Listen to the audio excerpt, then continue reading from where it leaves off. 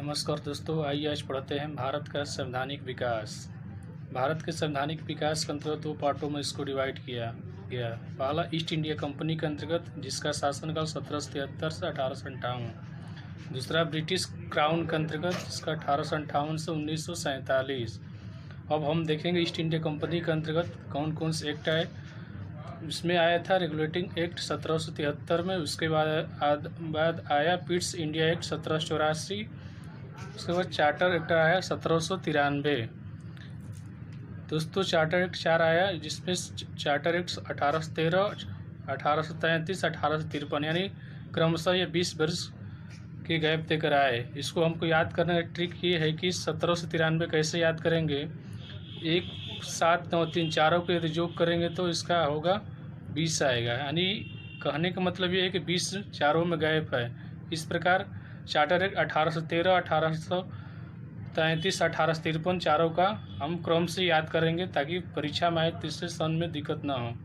अब देखेंगे दोस्तों, ब्रिटिश शासन क्राउन के अंतर्गत जो अधिनियम है, भारत शासन अधिनियम 1858, भारत परिषद अधिनियम 1861, भारत परिषद अधिनियम 1892, भारत परिषद अधिनियम 1909।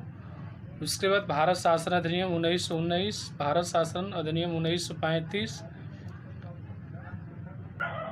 भारत स्वतंत्रता अधिनियम 1947। अब दोस्तों, इससे इम्पोर्टेंट कुछ प्रश्न बनते हैं जो परीक्षा की दृष्टि से बहुत महत्वपूर्ण है। इसको देखेंगे।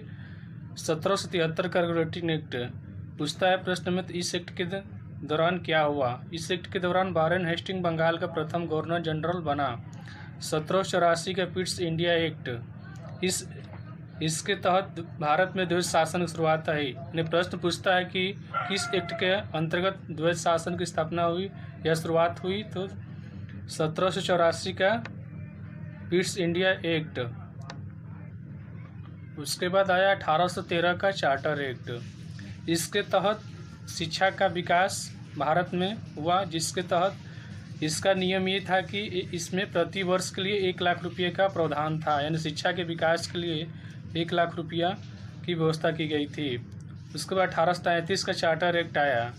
इसमें बंगाल के गवर्नर जनरल को भारत का गवर्नर जनरल बना दिया गया। यानी प्रश्न पूछता है एग्जाम में, तो किस एक्ट के तहत बंगाल के गवर्नर जनरल को भारत के गवर्नर जनरल बना दिया गया, तो 1833 का चार्टर एक्ट। उसके बाद दोस्तों आया 1853 का चार्टर एक्ट। इस एक्ट के तहत भारत के वर्ष के लिए एक पृष्ठ विधान परिषद की स्थापना की गई। यानी कहने का मतलब है, प्रश्न पूछता है कि किस एक्ट के तहत विधान परिषद की अलग से व्यवस्था की गई, तो 1853 का चार्टर एक्ट। धन्यवाद दोस्तों, इसी प्रकार की जानकारी के लिए